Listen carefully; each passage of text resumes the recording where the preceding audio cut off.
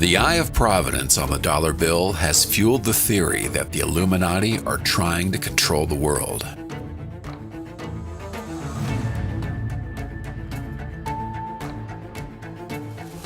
Some have debated whether they previously intervened in major historical events, such as the French Revolution or the World Wars.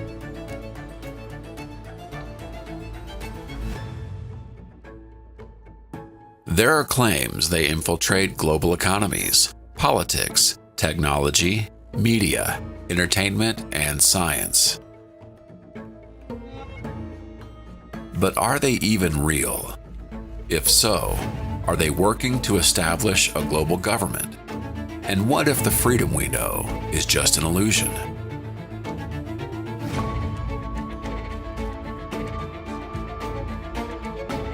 Up next, we'll dive into this organization, its known history, lesser-known details, and explore what might have happened if it had never disappeared.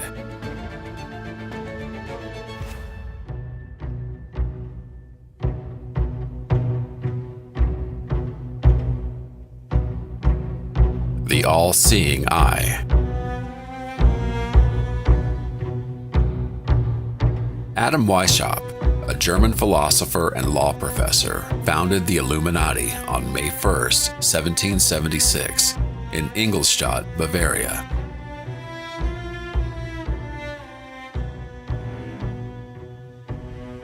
The year 1776 holds special significance as it marks when the United States gained independence from Great Britain after 8 grueling years of war.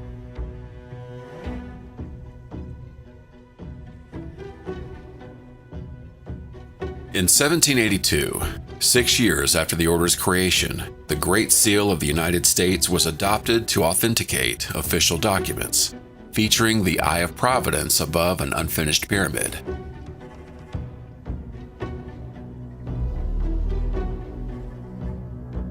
From their founding in 1776, the Illuminati aimed to enlighten the world by promoting rationalism, free expression, and resistance to religious domination and state overreach.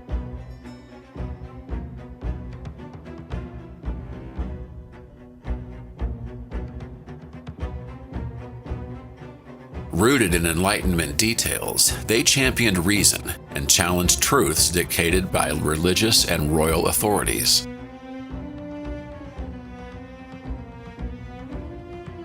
Their goal was to create an entity capable of seeing all and guiding humanity toward genuine enlightenment.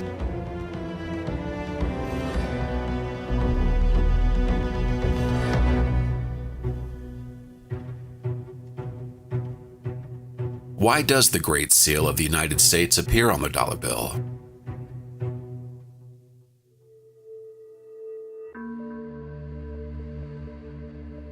It was added in 1935, during Franklin Delano Roosevelt's presidency, as a symbol of the nation's core values.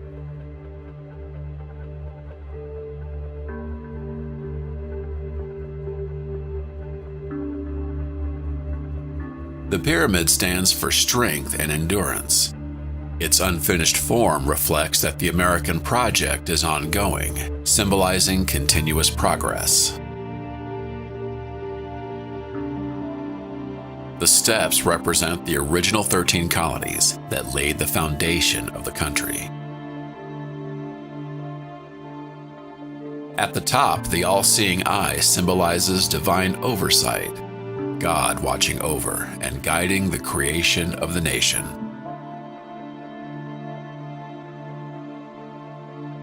Anwet Coeptus translates to, He has favored our undertakings. It expresses the belief that God supports the founding of the nation.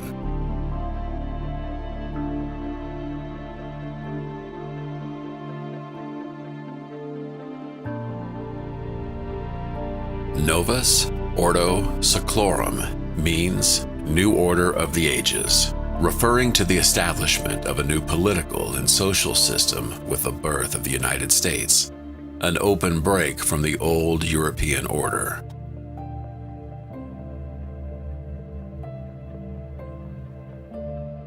Some theorists claim the eye on the dollar is an Illuminati symbol, a form of constant surveillance and control that crosses all borders. Still, there is no historical evidence that Weishaupt's Illuminati ever used this emblem.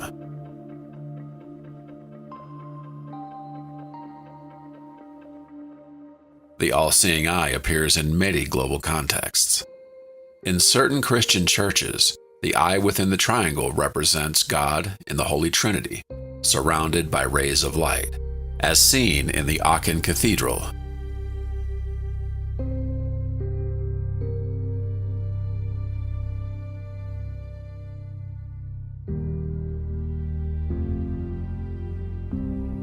It also appears in the 1789 Declaration of the Rights of Man and of the Citizen, a key document of the French Revolution.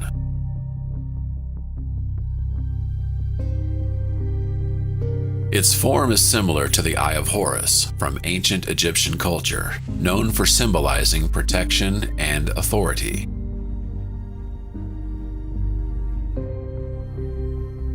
In Freemasonry, the all-seeing eye refers to the great architect of the universe, a higher being who watches over every human act.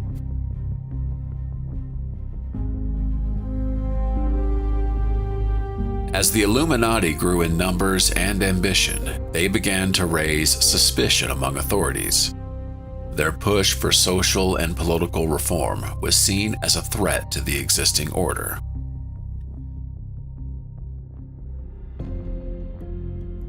The original Bavarian Illuminati were officially disbanded in 1785. However, as we'll see, books published in the 19th century claimed they have survived and were pulling the strings behind revolutionary movements.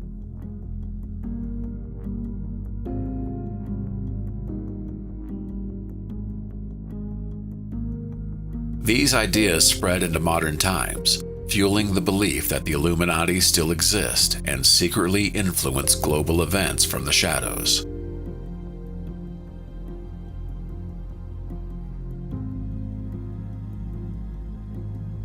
In the United States, several founding fathers were members of the Freemasons, which likely helped tie social elites to secret societies like the Illuminati.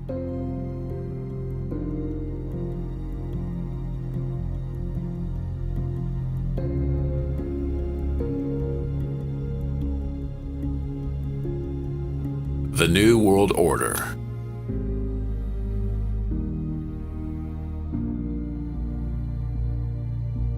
In today's world, some believe that a small group of powerful individuals is behind an ambitious plan to centralize authority and shape the world's destiny.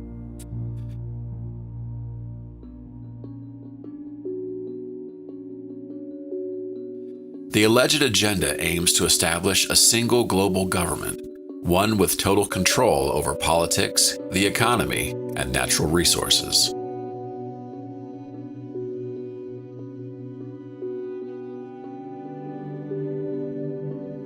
Supporters of this idea argue that a world government would bring stability, encourage internal cooperation, and pave the way to peace.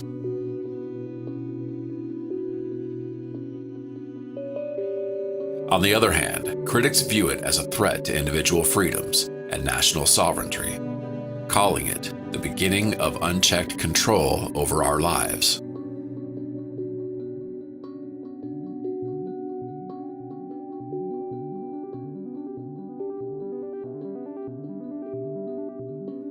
The term New World Order has a complicated history. Woodrow Wilson voiced similar ideas in his 1918 14 Points Plan after World War I.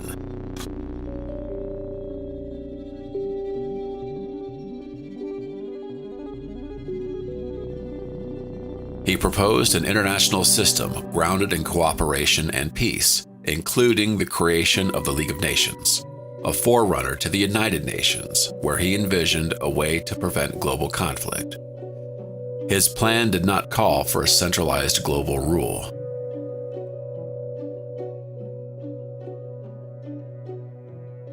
Winston Churchill, though he never used the phrase New World Order, directly expressed a vision of international cooperation that echoed this reimagined world.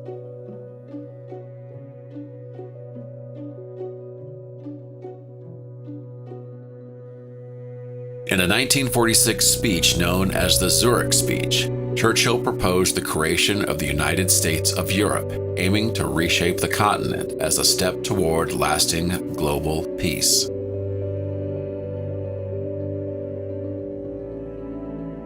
Likewise, Franklin Delano Roosevelt didn't explicitly use the term New World Order, but he supported a vision closely aligned with the concept.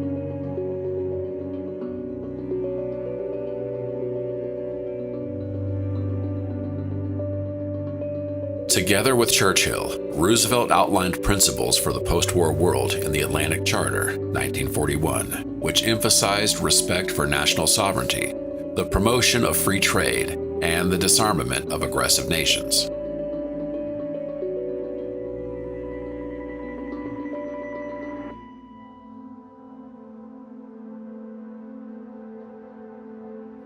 Over time, the idea of the New World Order took on darker undertones.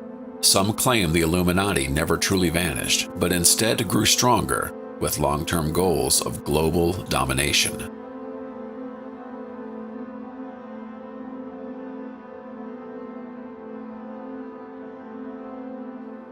According to these theories, today's Illuminati have allegedly embedded themselves in international institutions like the United Nations, the International Monetary Fund, and the World Bank, using them as tools to manipulate decisions and consolidate power.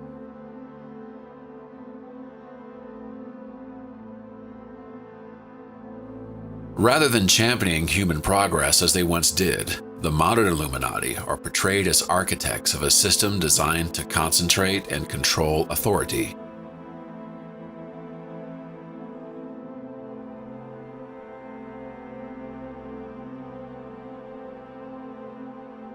Global finance systems, under this view, aim to keep countries dependent. The buildup of national debt and the influence of institutions like the World Bank and IMF are seen by some as deliberate tactics to control governments.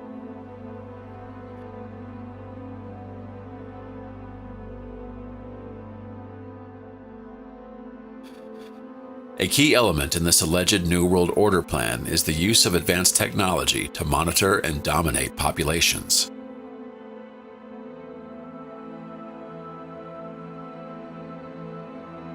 Access to massive amounts of personal data collected online would allow these elites to predict behaviors and influence decisions.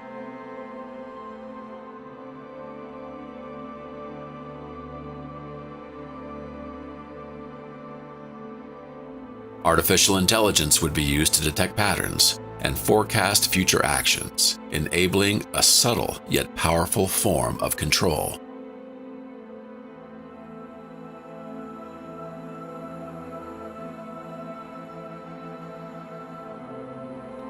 Despite the many theories out there, no conclusive evidence proves the Illuminati are active today or working to establish a new world order.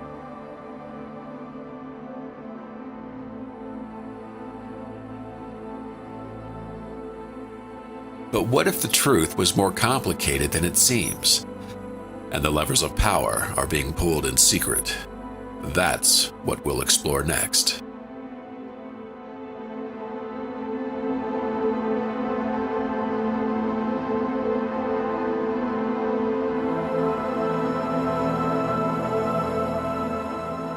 False flag operations.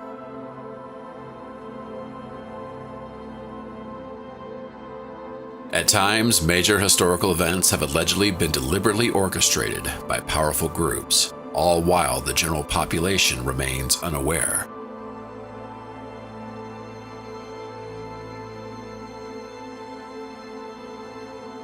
Could it be possible that the Illuminati or other secret organizations have driven operations that left a lasting mark on history?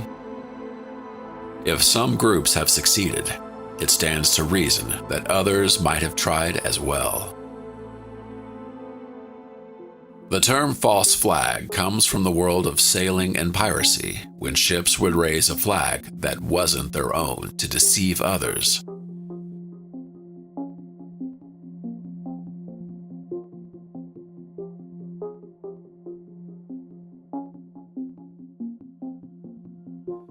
In today's context, these operations often involve propaganda, sabotage, or attacks designed to appear as if they were carried out by an enemy, when in truth, they were planned by those who hoped to gain from the resulting chaos.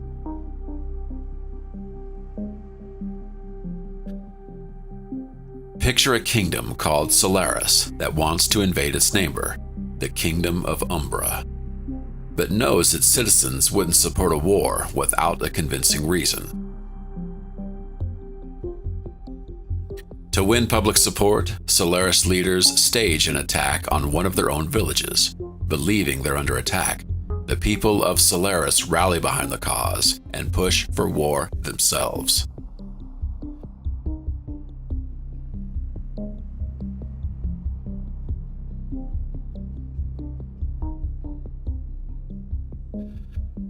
Some major historical events are suspected to have been, in fact, false flag operations. On the night of February 27, 1933, the towering Reichstag building, home to the German parliament, was engulfed in flames. Firefighters quickly arrived, but the destruction was beyond repair.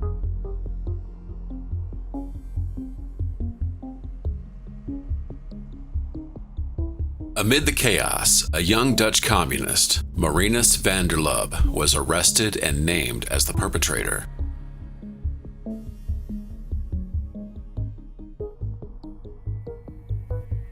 News of the fire shocked Germany.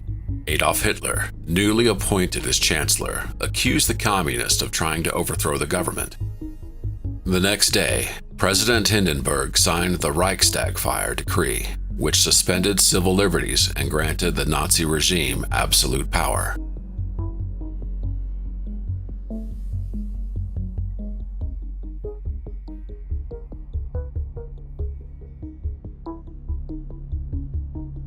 Years later, suspicions arose that the Nazis had staged the fire to frame their enemies. Though never conclusively proven, the incident marked the beginning of Hitler's dictatorship.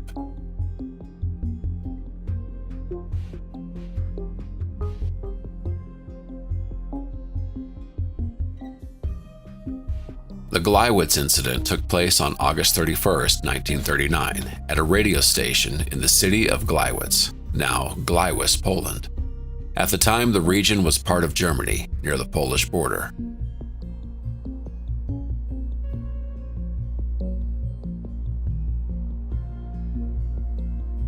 During the night, a group of German soldiers disguised in Polish uniforms stormed the station and broadcast a short message in Polish, calling for rebellion against Germany.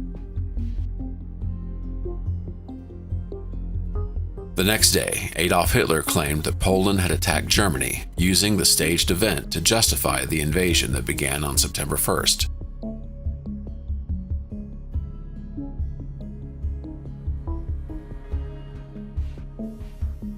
Years later, during the Nuremberg trials, the truth emerged. The incident had been meticulously planned by the Nazis to blame Poland, an act of deception that launched World War II.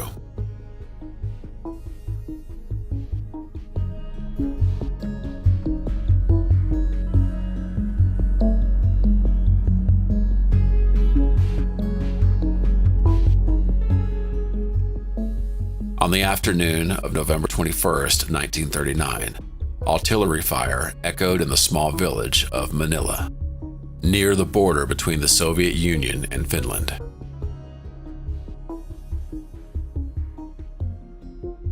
The Soviets announced that Finnish soldiers had opened fire, killing several of their men. Stalin called the event an intolerable provocation, but Finland denied any involvement, stating that its troops were too far from the area to have fired a shot.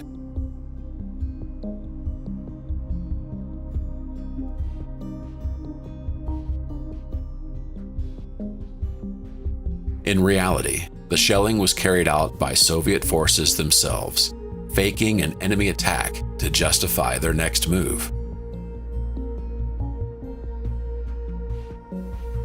4 days later, the Soviet Union launched the Winter War against Finland. Decades later, declassified documents confirmed that the shelling was a false flag operation, crafted to mask Stalin's expansionist ambitions.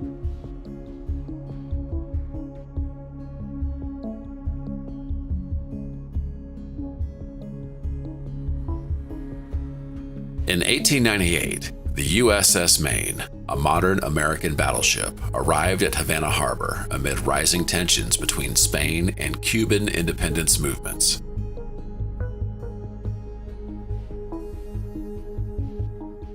Officially, it was there to protect U.S. citizens on the island, but its presence also sent a clear message. The United States was closely watching the situation.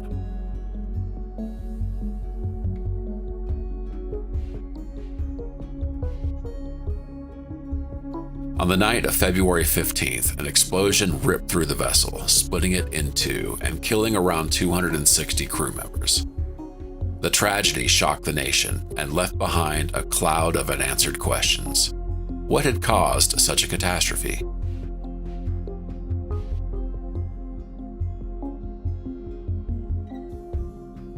To hell with Spain. Remember the Maine, roared newspaper headlines, accusing the Spanish of sabotage. The outcry stirred patriotic fervor and stirred the stage for war. Within months, the U.S. declared conflict, marking the beginning of its rise to global power.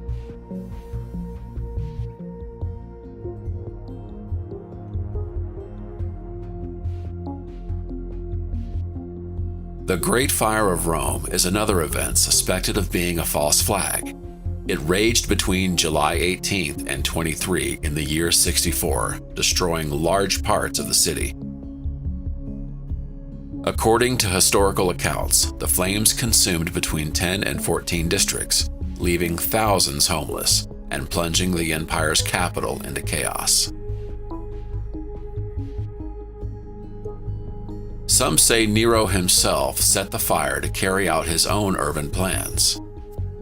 Historian Suetonius claimed the emperor wanted to rebuild Rome with a grand design, wide avenues, and massive structures that would glorify his rule.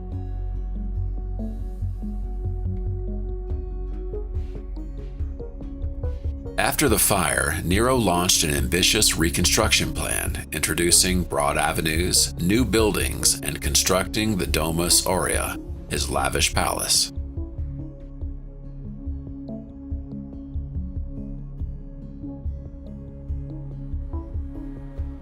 At the same time, though Christianity was still a minority religion, it was starting to gain followers and posed a threat to the established power.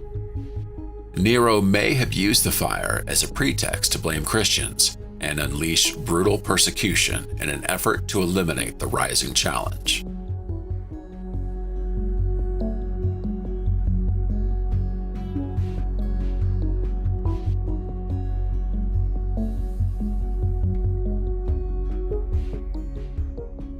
Could a secret organization have played a role in an event like those described, in such a way that only a handful knew the truth?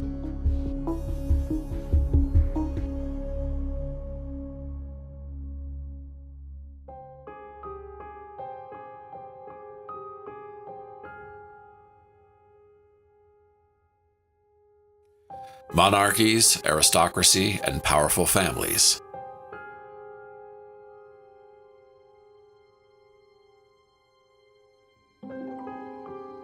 Since ancient times, monarchies and aristocratic dynasties have embodied authority and influence in society. Over generations, these families amassed wealth and land, granting them control over vast resources. They often formed martial alliances with other royal houses, securing the continuity of power, encouraging cooperation among elites, and strengthening their global standing.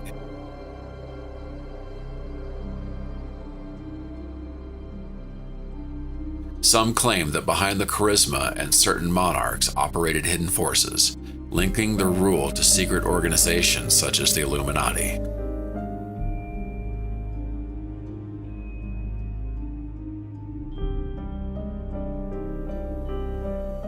The aristocracy made of noble families served for centuries as a key pillar of monarchic systems. Though not always wielding absolute power, these families controlled regional economies and held major sway over national politics.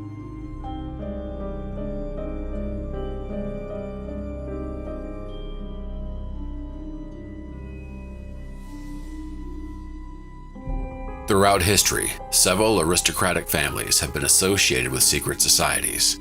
Freemasonry, for instance, counted both nobles and bourgeoisie among its members, individuals keen to protect their interest amid social change.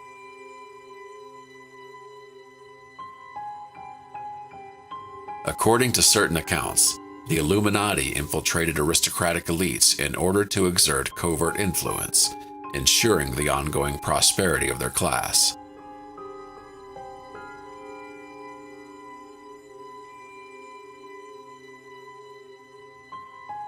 Are today's social elites under the influence of the Illuminati or some secret society? Do the super rich belong to organizations aiming to rule the world?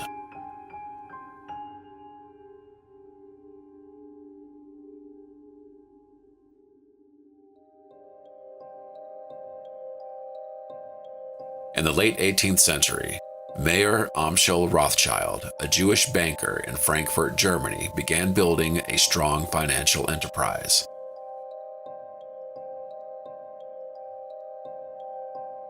With sharp strategy, he worked with German royalty and sent his 5 sons to different parts of Europe, founding branches in major cities like London, Paris, Vienna, and Naples, a global network that became the backbone of his empire.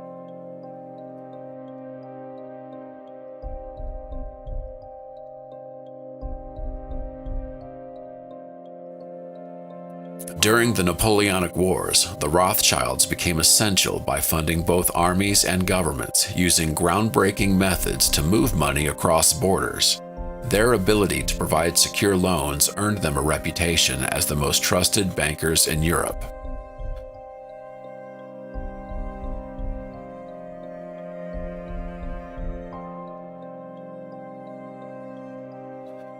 Over time, the Rothschilds broadened their influence, putting money into railroads, mining, and real estate alongside their banking ventures.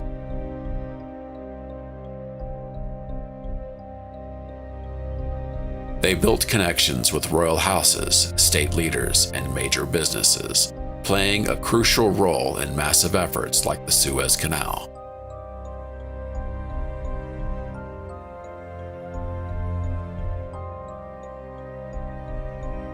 Their command of capital movement gave them global reach throughout the 19th century. Today, the Rothschilds remain an influential yet low-profile family. They oversee financial groups such as Rothschild & Company, which specializes in investment banking, asset management, and advising wealthy clients. In addition, they're involved in wine, energy, and charitable initiatives, preserving their legacy as one of the most powerful dynasties in history.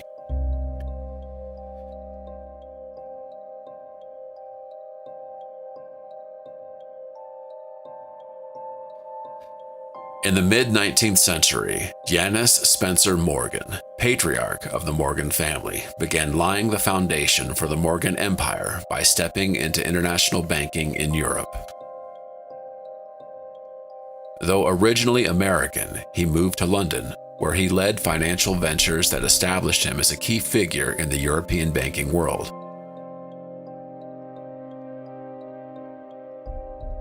This success paved the way for his son, John Pierpont Morgan, better known as J.P. Morgan, to expand the family's legacy. Born in the United States, J.P. Morgan traveled to Europe at a young age, studying in schools across Switzerland and Germany.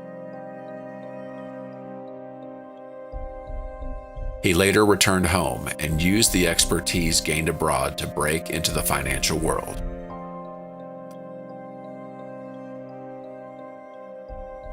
There he began building a financial power network unlike anything before, merging companies, restructuring massive firms, and funding major industrial projects.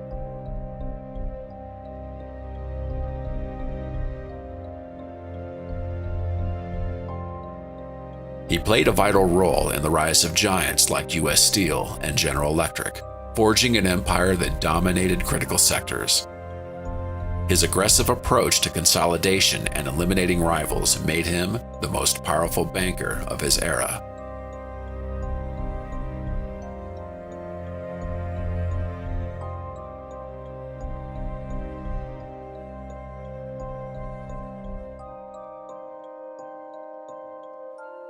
J.D. Rockefeller was born in 1839 and showed a remarkable knack for business from an early age.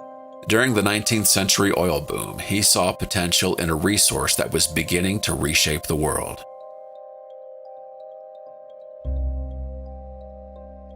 In 1870, he founded Standard Oil, a company that revolutionized the industry by refining, transporting, and distributing oil with unmatched efficiency.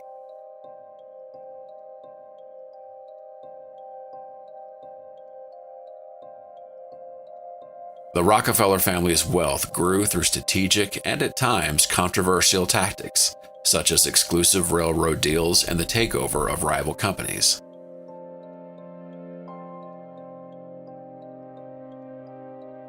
Standard Oil eventually controlled 90% of the U.S. oil market. Although the Supreme Court broke up the company in 1911 for monopolistic practices, the resulting spin-offs like ExxonMobil and Chevron remain highly profitable.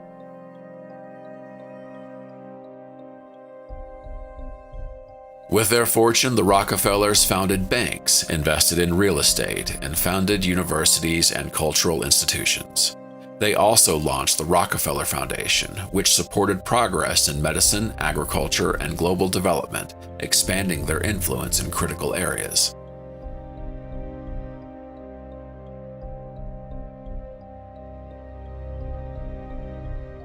Today, while their direct grip of the oil industry has lessened, the Rockefellers still hold sway in finance, philanthropy, and global policy. Their foundations carry significant weight in areas like public health and education.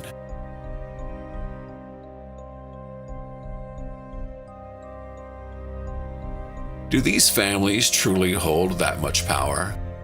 How far does their influence really reach?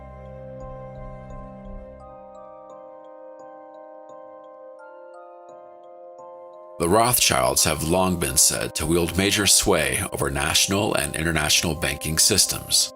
They've been linked to the founding of central banks such as the Bank of England, the Bank of France, and later the U.S. Federal Reserve.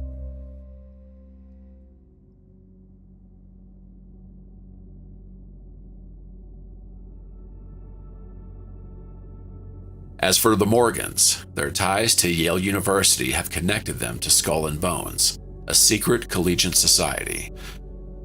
Some claim this group is part of a broader power network that includes the Illuminati, though that remains highly speculative.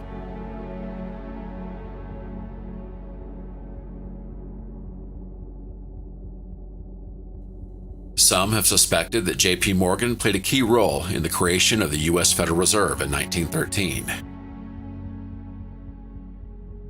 According to certain theories, the Morgan family, alongside other powerful bankers like the Rockefellers and the Rothschilds, helped shape the system to secure control over the country's monetary policy and safeguard their own financial interests.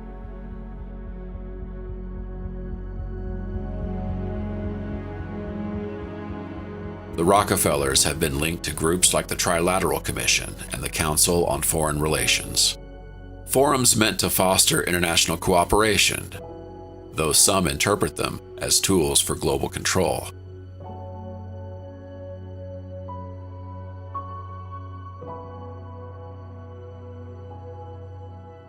There has been speculation that the Rockefellers have exerted influence over U.S. politics. Their connections to presidents, members of Congress, and top officials have fueled claims that they helped steer major decisions, particularly those tied to energy, banking, and foreign affairs.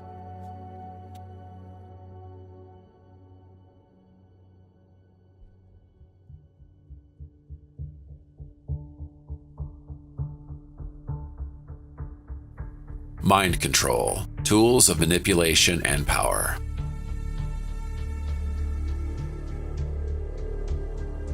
Since ancient times, religious and political leaders have used psychological persuasion to maintain their hold on power. Mind control operates through various techniques aimed at influencing the human subconscious. One form, brainwashing, seeks to break down a person's existing beliefs to implant new ones.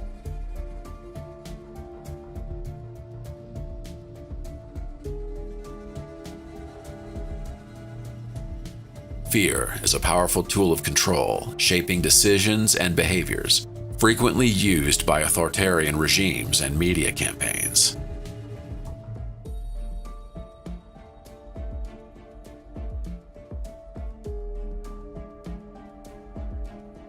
Subliminal methods exist as well, hidden messages in media designed to impact the mind without the audience realizing it.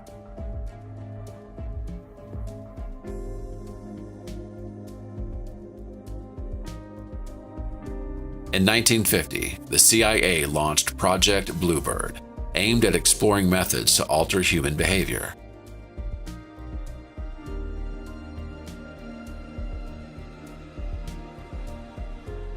Techniques like hypnosis, drug use, and sensory deprivation were tested to get subjects to reveal secrets or adopt new identities.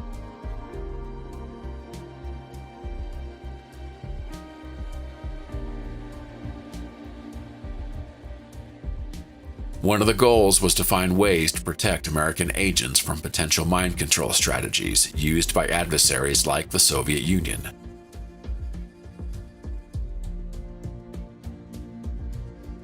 Evolving directly from Bluebird, Project Artichoke expanded into even more extreme methods.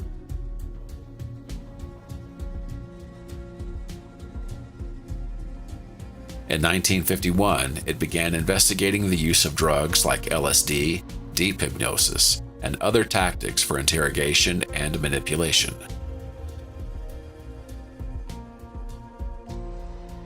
One of the chilling questions raised during Project Artichoke was, is it possible to control someone enough to make them commit an act against their will?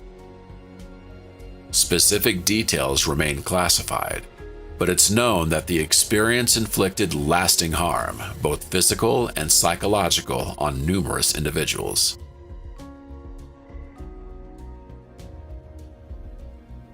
Officially launched in 1953, MK expanded on the work of Artichoke and Bluebird. Led by scientist Sidney Gottlieb, the program employed psychedelic drugs, sensory deprivation, physical and psychological abuse, and shock therapies.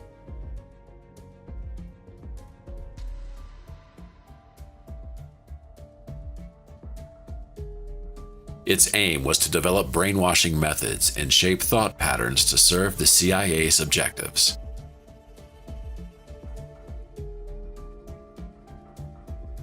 One notorious aspect of MK involved administering LSD to American and Canadian citizens without their consent. In many instances, the victims had no idea they were being drugged.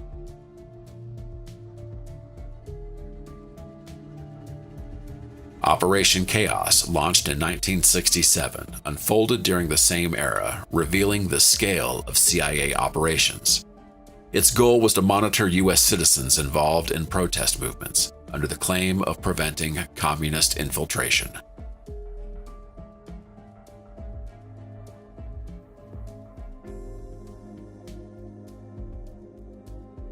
A well-known case was that of former Beatle John Lennon, who lived in New York and was surveyed by intelligence agencies due to his outspoken anti-war activism.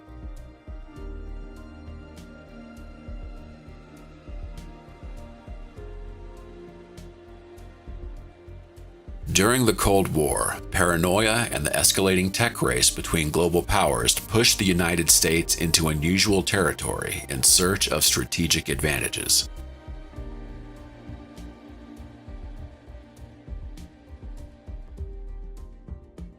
Remote viewing was one of the phenomena studied under Project Stargate. It refers to a person's claimed ability to preserve details about distant places, objects, or events without using the five senses or prior knowledge.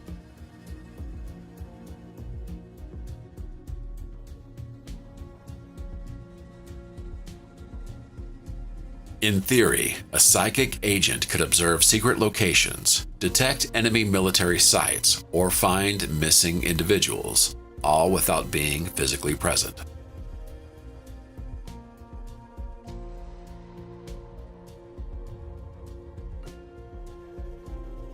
As Stargate developed, people who claimed to have psychic abilities were recruited, along with volunteers trained in specific techniques. Participants took part in controlled sessions where they tried to describe hidden objects or unfamiliar locations.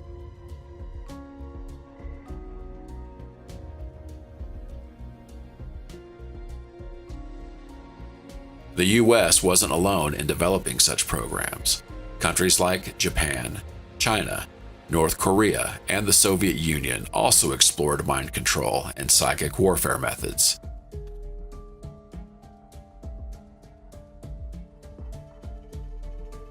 Japan, for instance, conducted disturbing experiments during World War II. In the infamous Unit 731, researchers used chemicals and extreme conditions to study human reactions.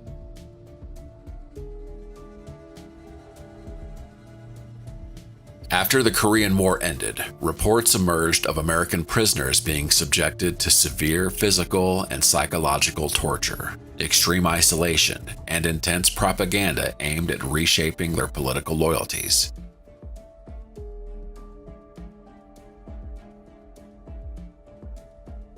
In the case of the Soviet Union, there's documented use of drugs, isolation, hypnosis, and psychological manipulation to alter human behavior.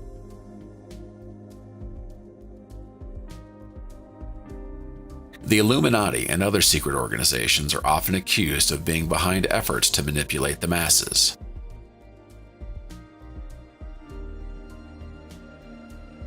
According to some theorists, these mind control experiments weren't just for military purposes, they were part of a broader plan to subdue the global population. Through these strategies, they would aim to influence what people think, consume, and how they behave. Real mind control experiments have shown that human behavior can be influenced under certain conditions, though controlling the entire global population remains, for now, out of reach.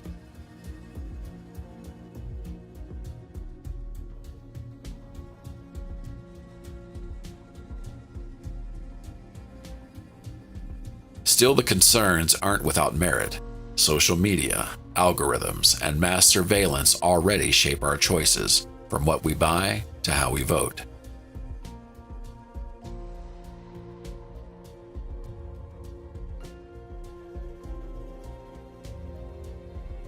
While there's no proven involvement of the Illuminati or other secret groups, exposure to media manipulation is higher now than ever before.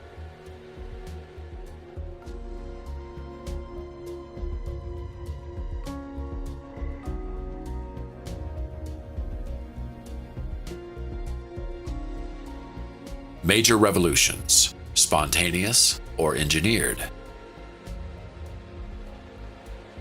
Some theories link the Illuminati and other secret societies to major historical revolutions, including the American Revolution, which was declared in 1776, the same year the Illuminati were founded.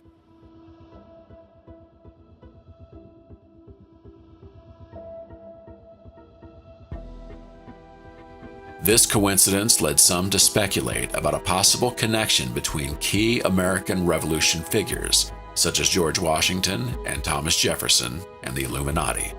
However, there's no evidence to support this theory.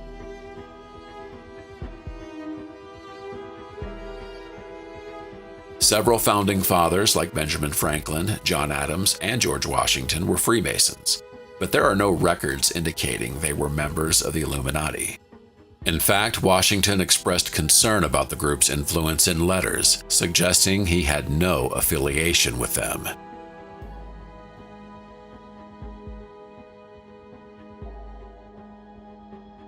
The French Revolution, which began in 1789, 4 years after the Illuminati were officially disbanded, was a pivotal event that ended centuries of monarchy and championed ideals like liberty and equality.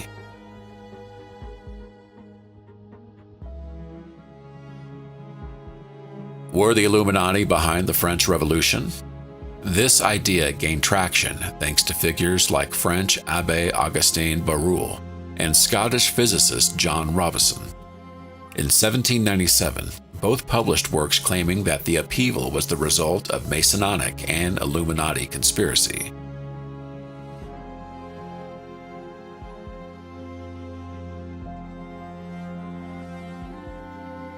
In memoirs illustrating the history of Jacobinism, Barruel argued that the Illuminati had infiltrated Masonic lodges to spread revolutionary ideas and bring down monarchies. John Robison, a former Mason, wrote Proofs of a Conspiracy, where he accused Freemasonry of having been infiltrated by Weishaupt's Illuminati.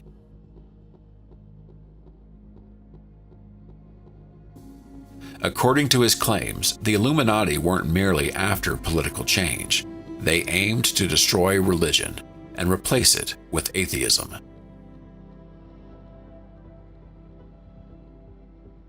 Beyond the French and American revolutions, could the Illuminati of another secret society have had the power to influence other social upheavals?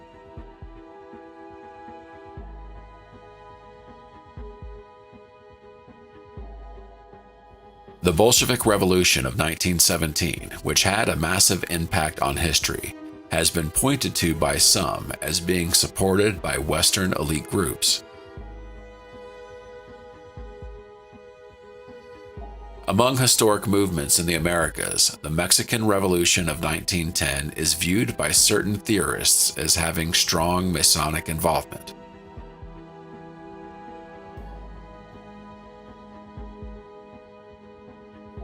Several of its leaders were known Freemasons, including Francisco Madero, the country's first democratically elected president.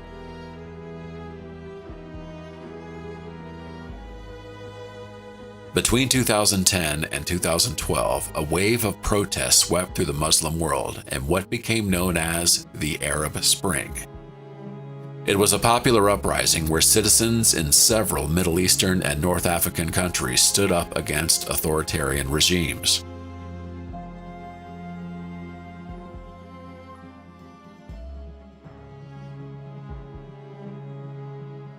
Although the main drivers were economic inequality, corruption, and lack of freedoms, theories emerged suggesting possible involvement by Western powers in its development.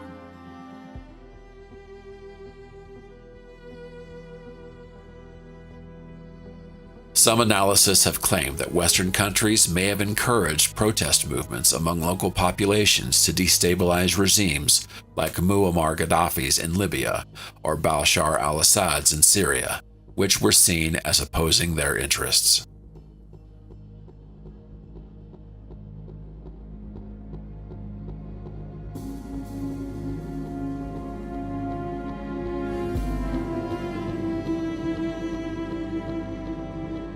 What if the Illuminati really exist?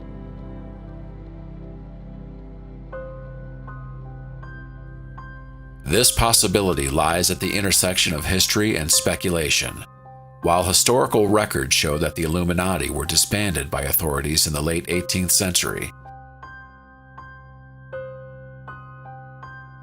it's conceivable they may have survived, adapted, and continued to operate in secrecy. As we've seen, Augustin Barruel and John Robison claimed in the late 1700s that the Illuminati had played a role in the French Revolution. If they managed to remain active since then, how might they have done it? And what strategies would they use to avoid detection?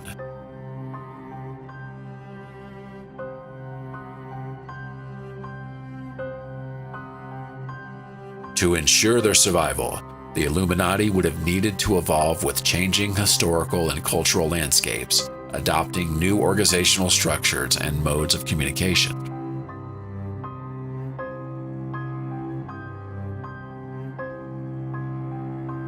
They might have abandoned overt rituals and rigid hierarchies in favor of a subtle, decentralized model built to evade the watchful eyes of authorities. Rather than gathering in large groups or high-profile venues, they would have formed informal networks of influential individuals aligned by a shared vision, operating independently. Their goals would rely on codes, encryption, and cutting-edge technology, constantly staying one step ahead of the world around them.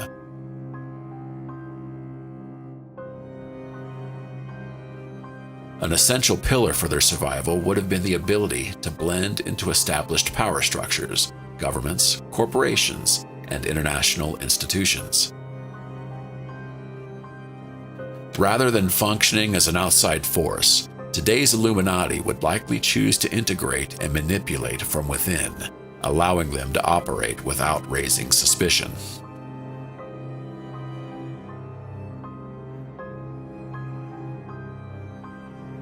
They might present themselves as technocrats, philanthropists, or thought leaders, working discreetly while steering their actions toward long-term goals.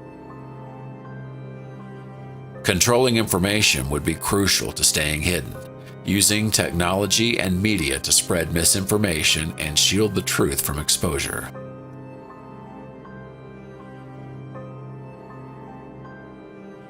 In a world saturated with conspiracy theories, an effective strategy would be to flood the public with conflicting narratives, hiding reality in a sea of confusion.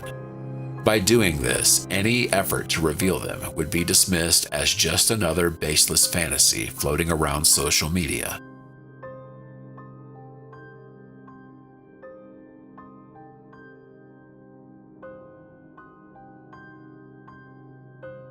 This method is known as information flooding, a tactic that manipulates public perception by overwhelming people with contradictory content.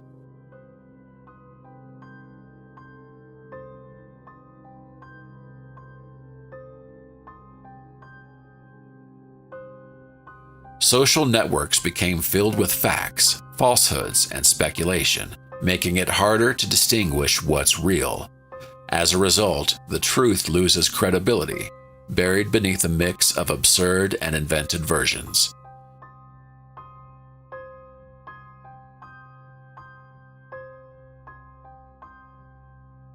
A concept closely tied to this idea is collective gaslighting, where a powerful entity manipulates public perception so thoroughly that people begin to question even the most obvious truths.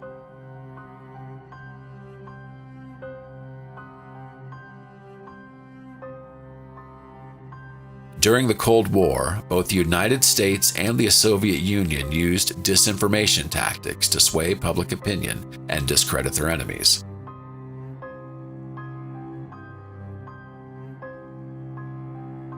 One striking example is Operation Infection, a Soviet campaign in which the KGB spread the false rumor that the AIDS virus had been engineered by the US as a biological weapon. The message was broadcast through various outlets and tangled with conflicting narratives, making its origins hard to trace and fostering distrust toward the US government.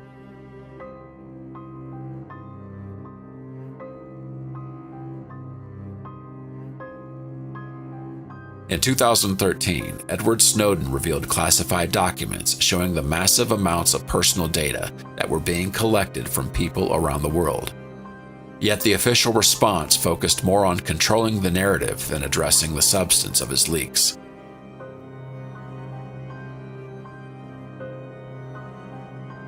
Governments involved issued denials and labeled Snowden a traitor, shifting attention to his character rather than the content of his disclosures.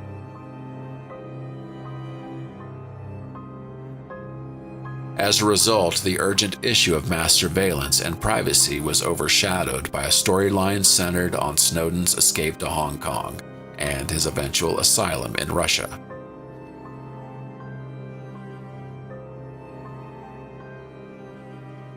Meanwhile, opposing versions took hold.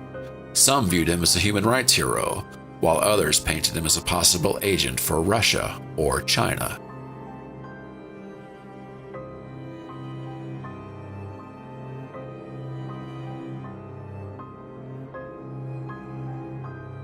The idea that the Illuminati or another secret group could have been using these same methods is speculative.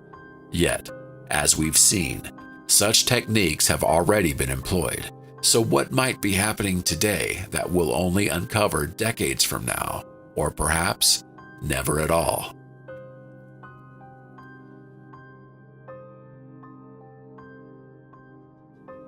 Shocking theories about the Illuminati.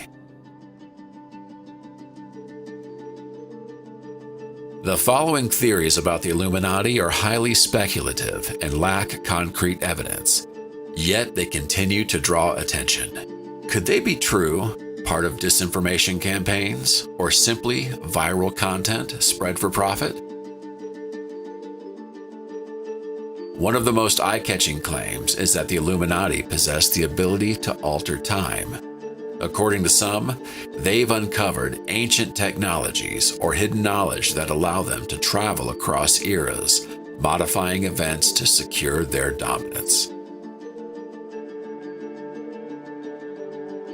This idea is often linked to the alleged connection between the Illuminati and esoteric wisdom passed down from ancient civilizations, like the Egyptians and the Sumerians, who are believed by some to have had a deep understanding of time and space.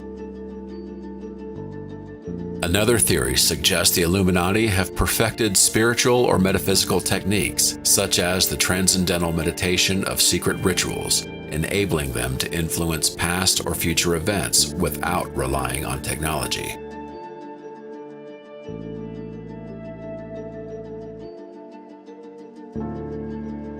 On a different front, some claim that the Illuminati have developed or gained access to climate manipulation technology.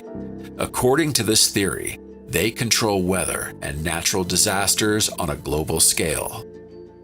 By using these tools, they could allegedly trigger hurricanes, earthquakes, wildfires, and droughts, weaponizing these disasters to tighten their control and steer public behavior.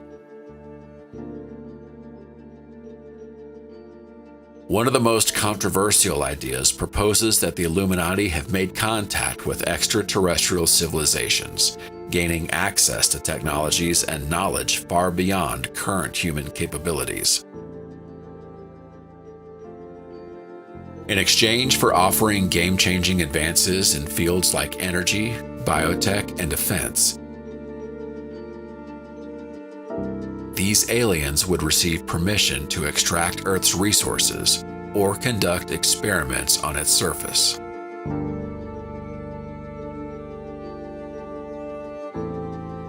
According to supporters of this theory, the sudden emergence of technologies like microchips, lasers, and ultra-resistant composite materials is evidence of collaboration with more advanced civilizations.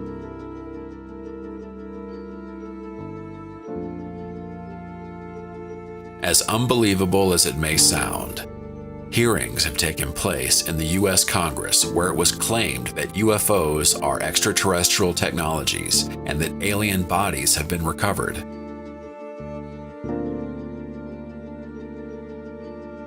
Several former officials have stated that the U.S. government possesses wreckage from non-human craft and biological remains that are not of this world, though they've yet to provide proof to support these claims.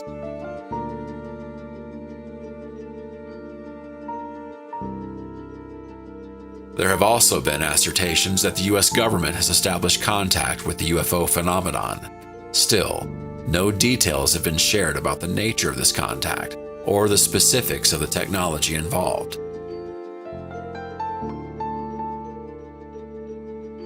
The Pentagon, for its part, has denied such claims, attributing the sightings to earthly sources like drones and rejecting the existence of secret programs involving alien spacecraft.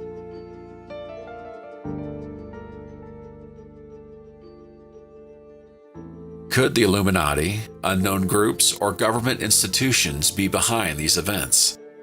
Is this just disinformation, or is there a mix of truth and fiction in these stories?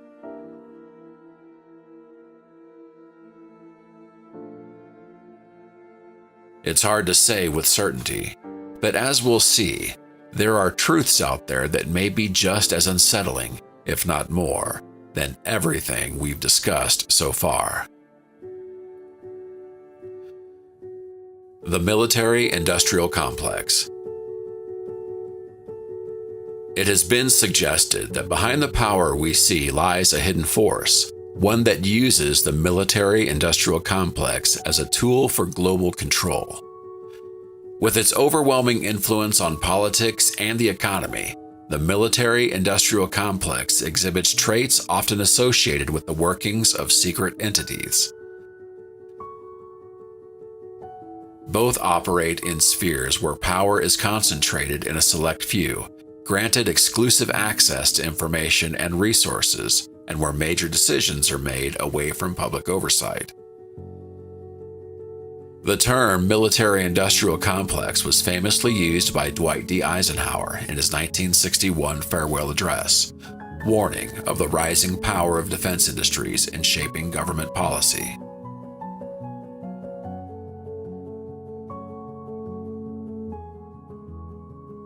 Eisenhower, a respected general before becoming president, understood the dangers of a relationship that grew too close between the military establishment, weapons manufacturers, and political leaders.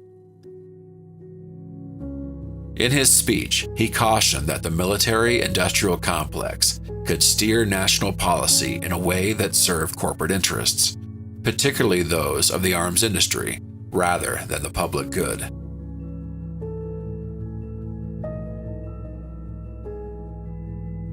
Relationships like these, driven by economic gain and lucrative contracts, help sustain a state of ongoing militarization, potentially threatening global peace and stability. Defense industries across multiple nations influence governments to maintain or increase military spending, often citing external threats, whether real or exaggerated. This creates a steady flow of public funds towards private contractors, who in turn invest in lobbying efforts, PR campaigns, and political donations.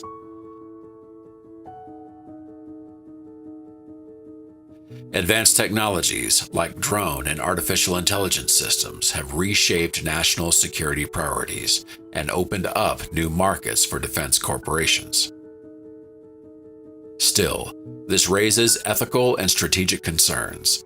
Is it justifiable to invest heavily in cutting-edge weapons while basic needs like healthcare and education go unfunded? How much of the true power and reach of the military-industrial complex remains hidden from public view?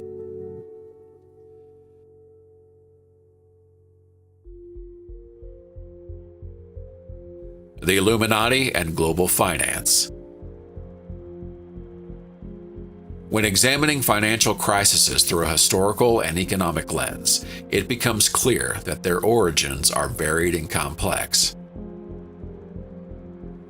Commonly identified causes include poor monetary policy, regulatory failures, irrational market behavior, and macroeconomic imbalances.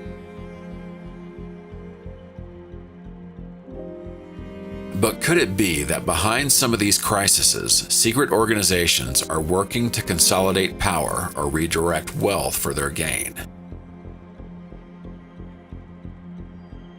The Great Depression stands as one of the most devastating economic collapses in modern history, beginning in the United States with the stock market crash of 1929. In the years leading up to it, banks and investors encouraged unchecked speculation, offering loans to purchase stocks and inflating a financial bubble that was destined to burst. Out of this crisis came two major global financial institutions, the International Monetary Fund, IMF, and the World Bank. Some theorists argue that these organizations have served as tools for powerful economic nations to extend influence and maintain global control.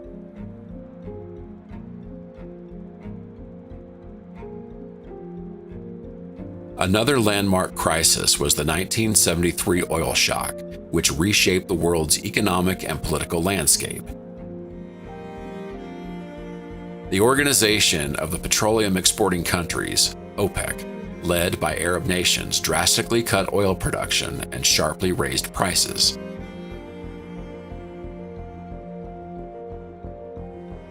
This move came in response to U.S. and Western support for Israel during the Yom Kippur War.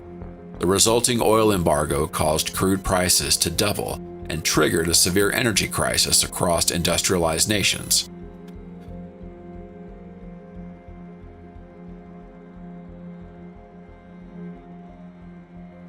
Black Monday, October 19, 1987, marked one of the most dramatic stock market crashes in history. Global markets plunged, and the Dow Jones lost 22.6% in a single day.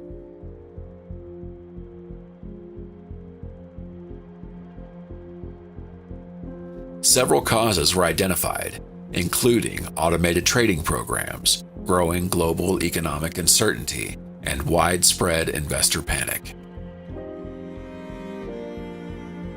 However, speculation emerged that major financial institutions may have exploited early trading algorithms to intentionally trigger the crash, buying up undervalued assets afterward at bargain prices.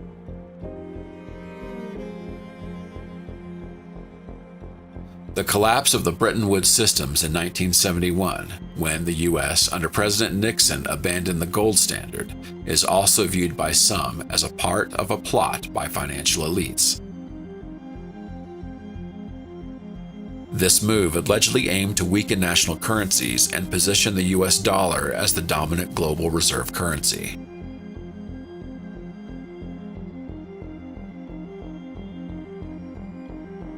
Some believe that this decision benefited international banking groups by enabling the expansion of debt-based financial systems. Still, the move was also a response to real economic challenges, like trade deficits and the inability to back the dollar with adequate gold reserves.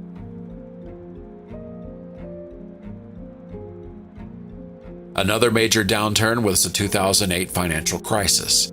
Investment giants like Lehman Brothers and Goldman Sachs were accused of deliberately manipulating the high-risk mortgage market.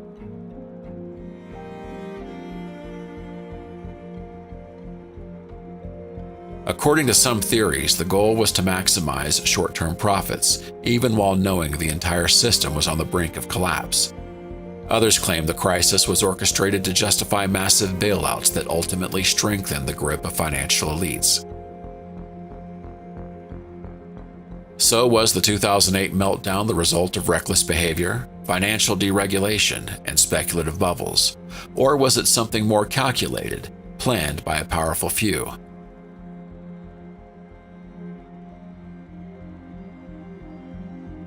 The possibilities are unsettling. The documentary Inside Job explores the roots, impact, and accountability surrounding the global financial crash of 2008. It highlights the roles of politicians, regulators, and academics, many of whom had deep ties to Wall Street or had worked within the very firms that were supposed to oversee, raising serious concerns about conflicts of interest and systematic corruption.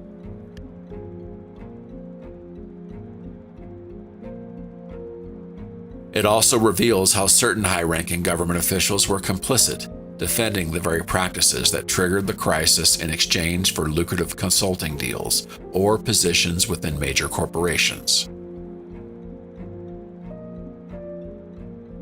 Charles Ferguson, the film's director, features testimonies from individuals who lost their jobs, homes, and life savings as a direct result of the financial collapse.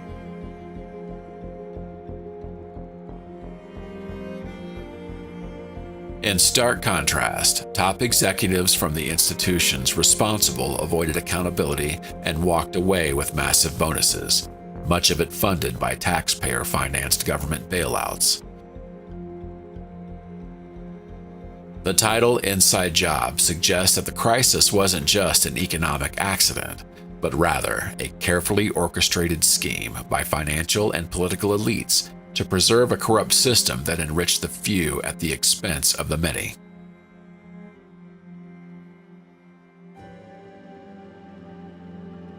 Eyes Wide Shut, a hidden message from Stanley Kubrick? Stanley Kubrick's 1999 film Eyes Wide Shut, which explores themes of desire, insecurity, and jealousy, has often been linked to the Illuminati due to its portrayal of a secretive society operating behind closed doors. While the film doesn't explicitly mention any such group, its imagery and themes have fueled speculation about indirect connections. One of the most talked about scenes is set in the mansion, where a circle of wealthy, powerful individuals engage in a mysterious ritual featuring Venetian masks, eerie chants, and secret codes. The symbolism in the costumes, the unsettling atmosphere, and the event's exclusivity have led some to believe Kubrick was subtly critiquing hidden societies.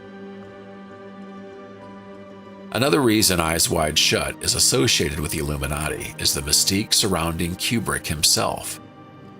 Known for films packed with layered meanings, he's seen by some as having used this movie to reveal what he allegedly knew about global elites.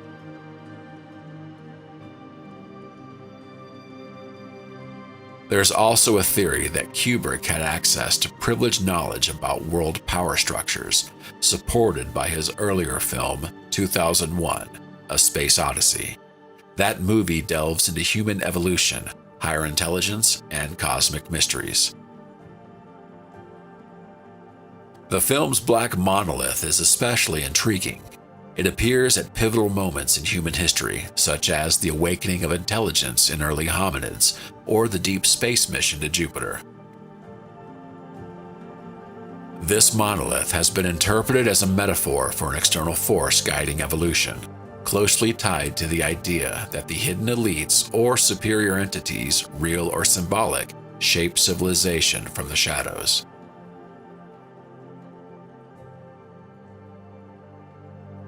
In that light, the monolith becomes a symbol of powers beyond ordinary human understanding, functioning as catalysts for profound change in the course of humanity.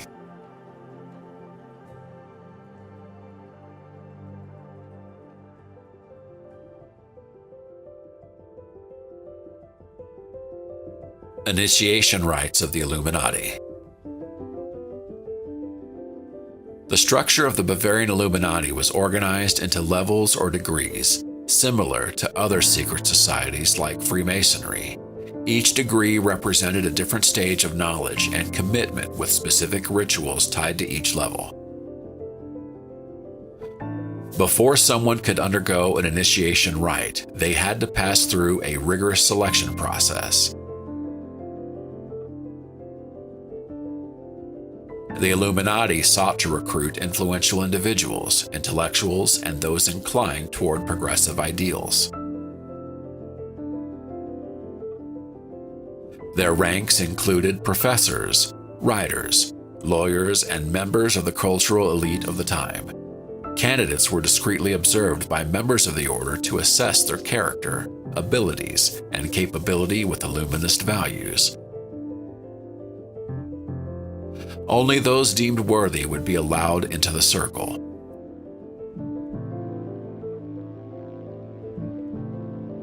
Once selected, the candidate was invited to take part in an initiation ceremony, an event rich in symbolism and conducted with great solemnity. Prior to the ritual, the aspiring member had to demonstrate commitment and a willingness to detach from external influences, including dogmatic religions and rigid political allegiances. They were asked to reflect deeply on their beliefs and to be ready to question everything they once held as truth. Preparation included a period of isolation and the study of texts handpicked by the order's leaders. These readings covered topics from philosophy to science, aimed at opening the candidate's mind and preparing them to receive the teachings of the Illuminati.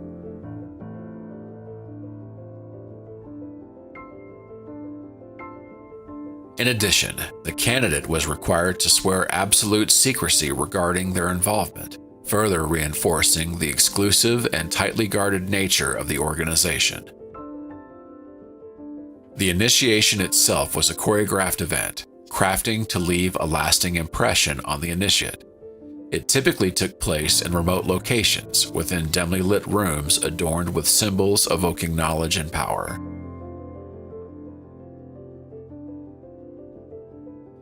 The goal was to immerse the candidate in an atmosphere of mystery and gravity, underscoring the profound significance of the experience they were about to undergo. At the beginning of the ceremony, the candidate was greeted by a guide, a higher-ranking member who accompanied them throughout the process. Their eyes were blindfolded, symbolizing a state of ignorance prior to reaching enlightenment. Led by this mentor, the aspirant was brought before a council of senior members who questioned them about their motivations, values, and willingness to commit to the ideals of the order. During the ritual, the candidate was required to take a solemn oath, pledging absolute loyalty to the Illuminati, a commitment to uphold the principles of reason and freedom, and a vow to keep all activities and rituals strictly confidential.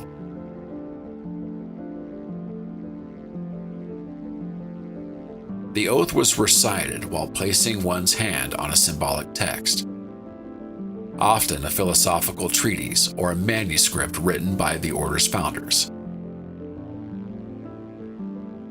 Objects such as candles, skulls, scrolls, and secret seals were incorporated into the ceremony, representing ideas like knowledge, mortality, and the weight of responsibility carried by the enlightened.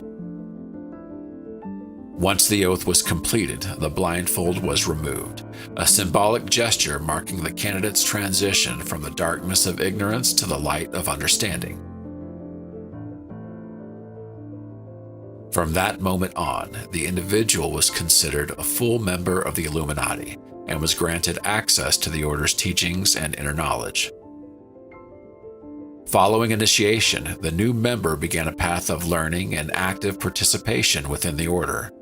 The Illuminati encouraged intellectual debate, the exchange of ideas, and personal growth as essential tools for achieving enlightenment.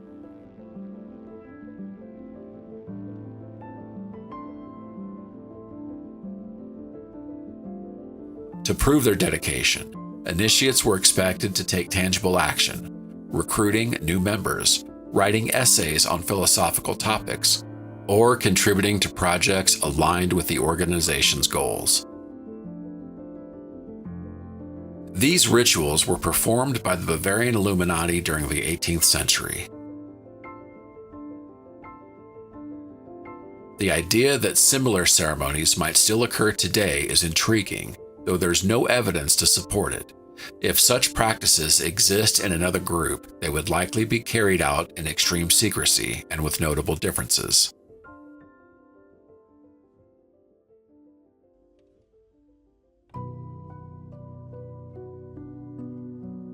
The Illuminati and religion. The Bavarian Illuminati held a critical stance toward organized religion, particularly the Catholic Church, which wielded significant influence across Europe in the 18th century.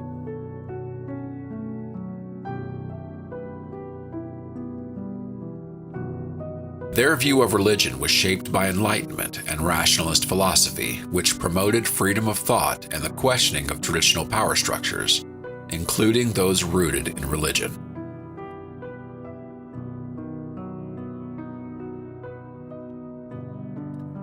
Adam Weishaupt, founder of the Bavarian Illuminati and trained as a theologian, didn't aim to abolish religion altogether. Instead, he sought to reform it. He believed that faith had been twisted by religious institutions into a tool for controlling the masses and preserving their authority. In his perspective, dogmatic doctrines and the rigid church rituals were instruments of oppression, suppressing reason and hindering intellectual progress. Because of this, the Illuminati advocated for a society where religion would be separated from the state, and where education and reason would become the foundation of human advancement.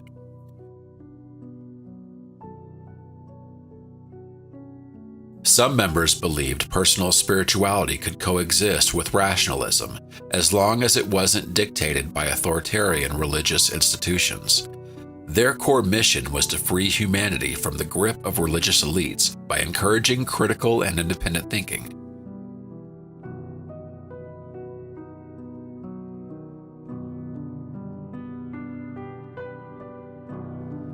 Seen as a serious threat by the Catholic Church and other conservative religious institutions of the time, the Illuminati were ultimately persecuted and officially disbanded.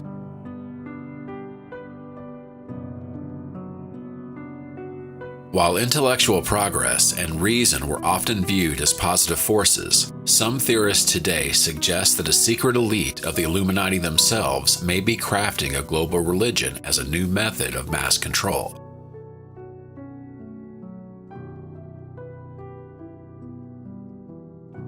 Despite globalization, cultural and religious differences continue to spark conflict, fueling wars, intolerance, and ideological or spiritual tensions.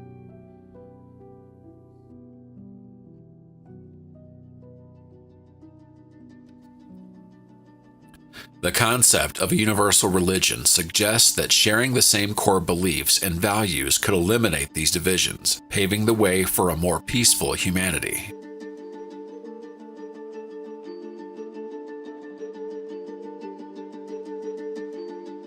From a practical standpoint, such a religion could streamline global governance by uniting populations under common moral and ethical principles, simplifying decision-making on a planetary scale. What might this universal religion look like? If the Illuminati or any other organization were behind its creation, it would likely blend elements from major religions and philosophical systems to attract the widest audience possible.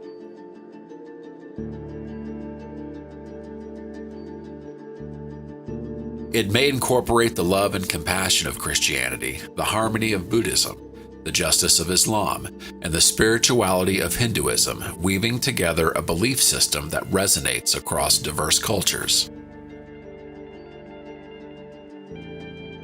A modern universal religion would likely abandon rigid dogmas and rituals, focusing instead on abstract principles like spiritual connection, environmental respect, and collective growth.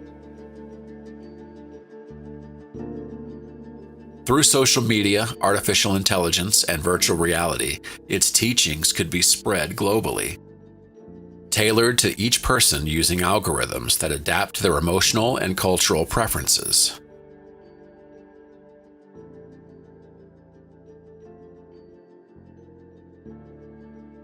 Some theorists suggest that efforts toward a universal faith are already underway, albeit subtly. Movements like Eucharism, which seeks unity among Christian denominations, and global interfaith dialogue, which highlights common ground between religions, may represent early steps toward this broader goal.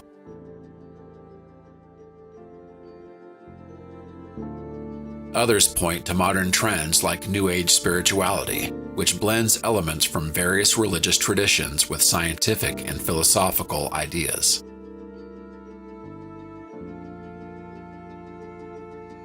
According to historian Yuval Noah Harari, author of books such as *Sapiens*, humanism is the dominant ideology of the modern era, a kind of secular religion that places the human being and their experiences at the center of the universe. Rather than relying on supernatural gods, humanism values principles like individual rights, personal freedom, and the pursuit of happiness.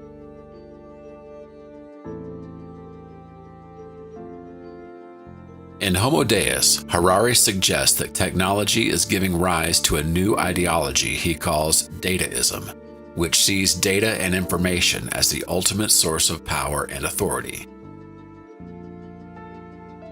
In this worldview, data becomes the new God.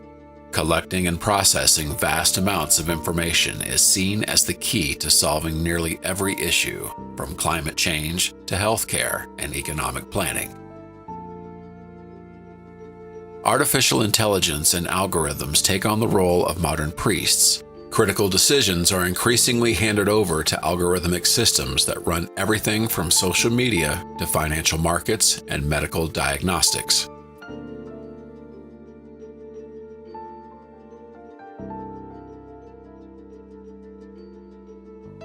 The Bilderberg Group, a link to the Illuminati? Some believe this exclusive club is a modern extension of the Illuminati, or that both belong to the global elite aiming to establish a new world order. These theories claim the Bilderberg meetings serve as a platform where decisions with worldwide consequences are made, away from public scrutiny and without accountability.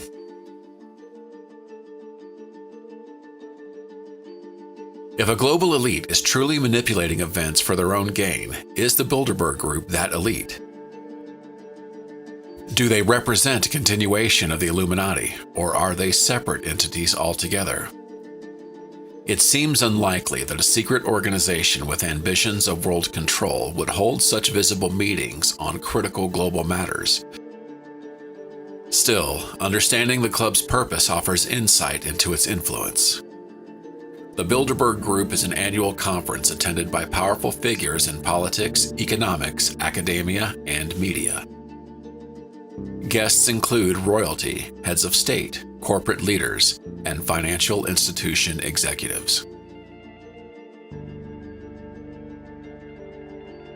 Founded in 1954, the group takes its name from the Hotel de Bilderberg in the Netherlands, where the first meeting was held. Its stated goal is to foster dialogue and mutual understanding between Europe and North America in a setting free from external pressure.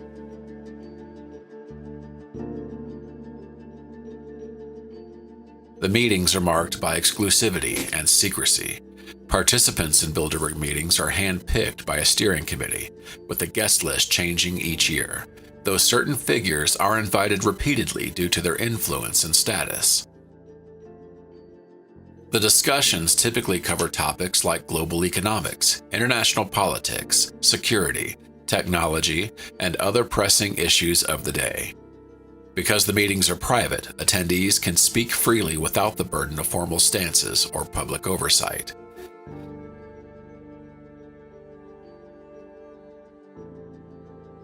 They follow the Chatham House Rule, which allows participants to use the information shared, but prohibits disclosing the identity or affiliation of those who contributed to it. That's the official version of what the Bilderberg Group is and how it functions. Still, many wonders, is that the full story? Or is global domination quietly on the agenda? Critics argue that the group's lack of transparency fuels speculation about hidden motives. Some believe the club may be setting global policy behind closed doors, free from democratic accountability or public input. The organizers and participants argue that privacy is essential to ensure a free exchange, arguing that the presence of media could limit the sincerity of the discussions.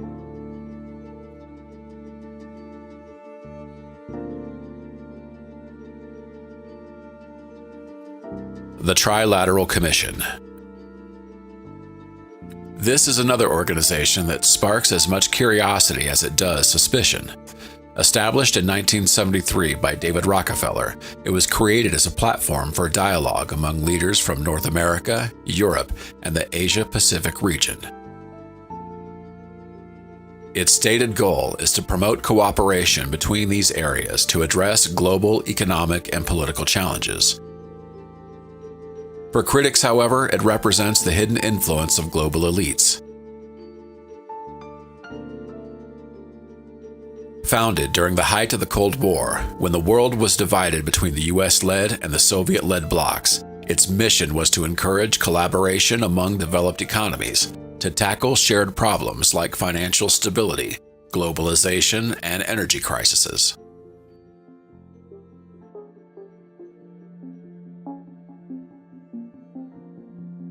Unlike international bodies such as the United Nations, the Trilateral Commission has no formal mandate or executive power. Instead, it serves as a space for reflection where members exchange ideas and seek consensus on major global issues.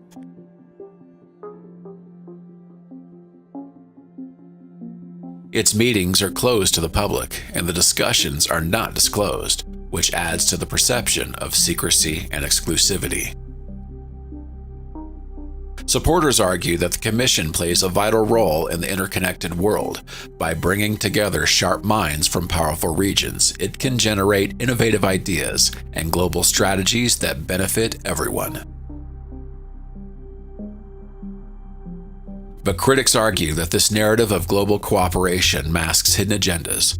While the Commission presents itself as an informal forum for dialogue, the secrecy surrounding its discussions and the presence of highly influential members raises suspicions about its true motives.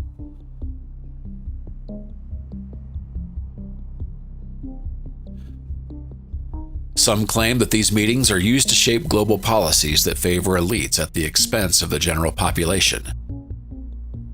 Members include corporate executives, bankers, and politicians with considerable power. One document often cited by critics is the 1975 report, The Crisis of Democracy, commissioned by the Commission, which examined governance challenges in Western democracies.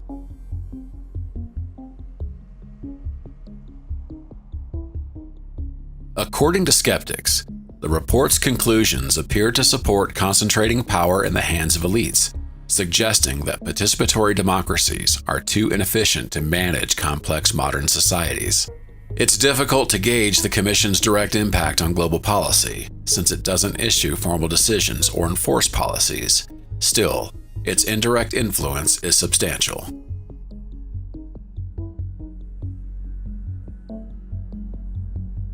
Many members go on to hold key positions in government, major corporations, and international institutions. For instance, figures like former U.S. President Jimmy Carter and National Security Advisor Zbigniew Brzezinski were active participants in the Commission.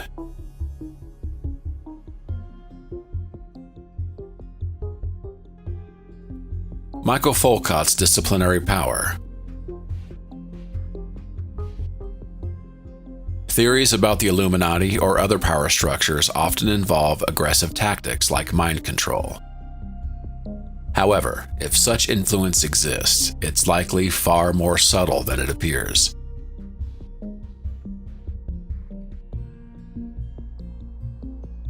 Michael Foucault, one of the most influential thinkers of the 20th century, introduced the idea of disciplinary power. He described how control in modern societies isn't enforced through brute force, but rather through institutions like schools, churches, prisons, and economic systems.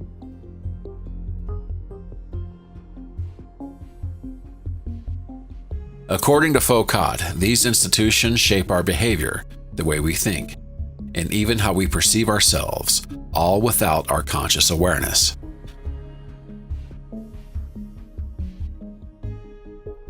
From an early age, education instills not just knowledge, but behaviors, being on time, respecting authority, and following established rules. The economic system assigns us specific roles. We're workers, consumers, or debtors, and our lives revolve around these identities. Foucault argued that disciplinary power doesn't need physical violence to maintain control. Instead, it works on our minds and bodies, conditioning us to obey social norms without constant surveillance. It's a quiet yet powerful form of control. We act as though someone is always watching, adjusting our behavior to fit the norms we've internalized. If we follow Foucault's logic, disciplinary power requires architects, Someone must be designing the education systems, religious doctrines, economic frameworks, and the legal codes that shape how society functions. Let's imagine a social elite has designed systems to keep humanity within certain boundaries. For instance, they may have shaped the education system to focus more on producing efficient workers than on cultivating critical thinkers. They could have restructured religions to emphasize obedience, redirecting spiritual practices into something easily controlled.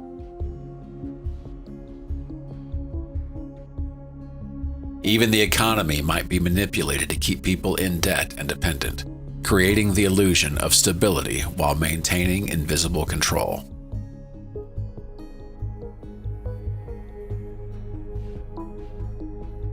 Disciplinary power is so effective precisely because it doesn't appear to be in control. People regulate themselves, believing they're simply doing what's right. If the Illuminati were behind such a system, their greatest success would be making their influence nearly invisible. They wouldn't need to appear publicly or directly enforce control.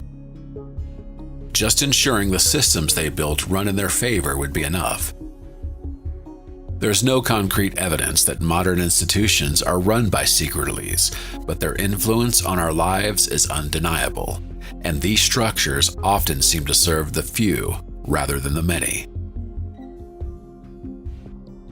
Take the global economic system, for example. It largely favors massive corporations and banks, while everyday people struggle with debt and have little ability to save.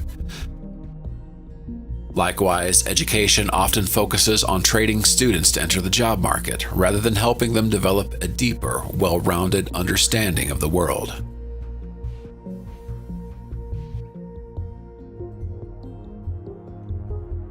Nassim Nicholas Taleb, The Impossibility of Controlling the World. We've explored ideas about a new world order and alleged efforts to control individuals or entire societies, but is such control even possible? In books like The Black Swan and Anti-Fragile, essayist Nassim Nicholas Taleb argues that randomness, uncertainty, and unexpected events, which he calls black swans, play a decisive role in shaping the world. According to Taleb, these events are rare, impossible to predict, and often go unnoticed until they happen. His theory suggests that due to the chaotic nature of reality, no one can fully control the world or foresee every outcome. If Taleb is right, it would be incredibly difficult for any elite to successfully execute long-term plans that exploit the majority. He emphasizes that systems like the economy, politics, and society are inherently complex. Because of that complexity, any attempt to fully control them is bound to fail. Our predictions are often based on past patterns that don't necessarily apply to the future.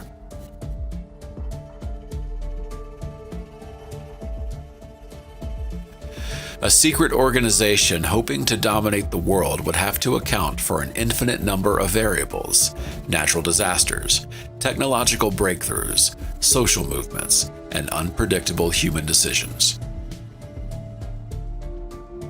A key concept in Taleb's work is anti-fragility, the idea that certain systems don't just survive chaos and uncertainty, but actually grow stronger because of them. However, the centralized controlling nature often attributed to organizations like the Illuminati stands in stark contrast to anti-fragility.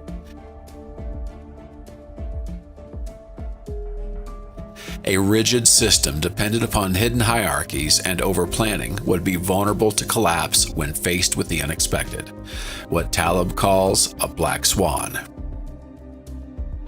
Moreover, the inherent randomness of human behavior and natural forces make any long-term attempt at total control ineffective.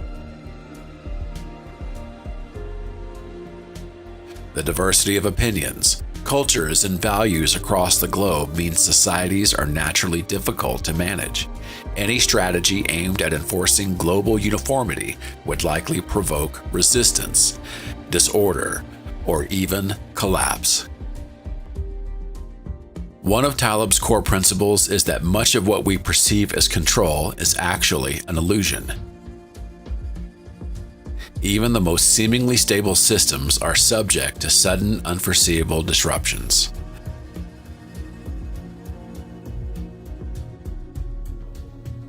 A secret group trying to dominate the world would fall into a dangerous trap by placing too much faith in this illusion, underestimating both the unpredictability of the environment and their own ability to manage it.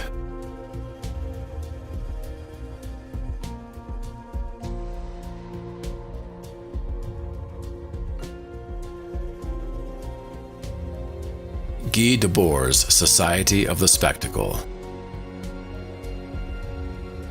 We've discussed education and economics as potential tools of disciplinary power, but there are other, more subtle ways to shape thought and behavior. In 1967, philosopher and filmmaker Guy Debord published The Society of the Spectacle, where he argued that modern societies are dominated by images, representations, and narratives that shape our perception of reality.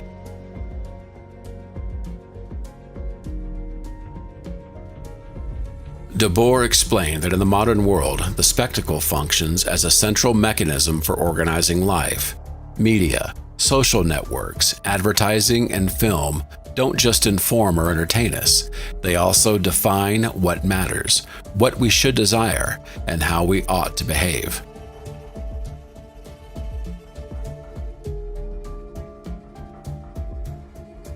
These images don't reflect reality as it is. Instead, they create an artificial version of it. For instance, success is often portrayed through consumption, owning a new car, vacationing in exotic places, or wearing trendy clothing. In this way, the spectacle entertains us, but also directs our goals and priorities, keeping us focused on appearances while we ignore what genuinely affects our lives.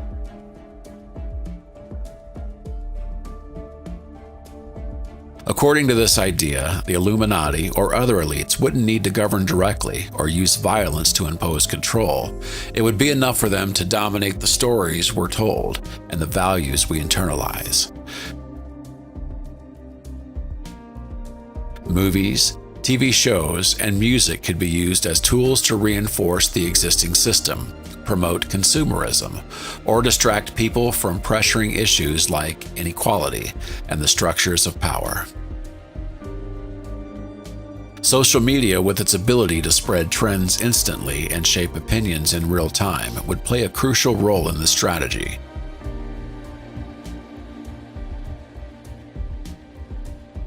Entertainment content might push values that favor individual competition over collaboration, ensuring people stay focused on succeeding within the system rather than questioning it. News cycles could be filled with trivial controversies or attention-grabbing stories designed to divert attention.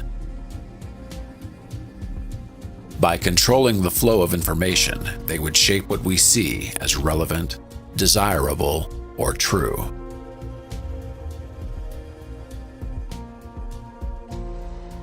This approach to media aligns with the concept of the endless treadmill, where individuals driven by ideals of personal success and achievement constantly compete for system-imposed goals like recognition, status, or material wealth.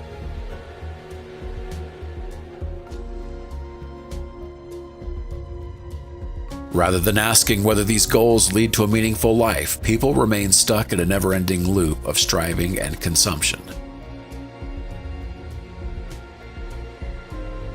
While we stay busy watching shows, sharing memes, and arguing over the latest scandals on social media, we often stop paying attention to the power structures that truly shape our lives.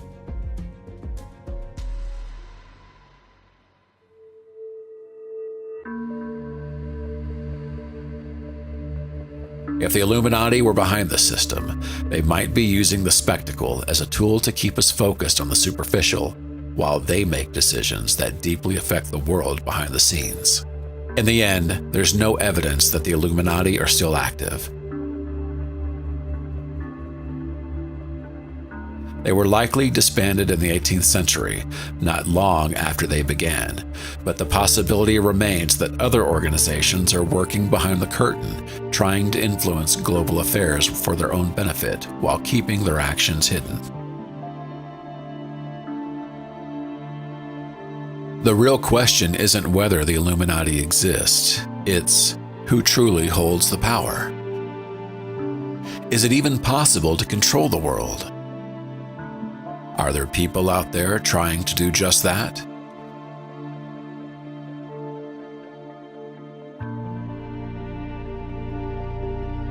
And if someone does control the system, could their greatest triumph be convincing us that we're free? Are we really chasing our own dreams, or simply following a path someone else has laid out for us? What would we do if we discovered our choices were never fully ours to begin with?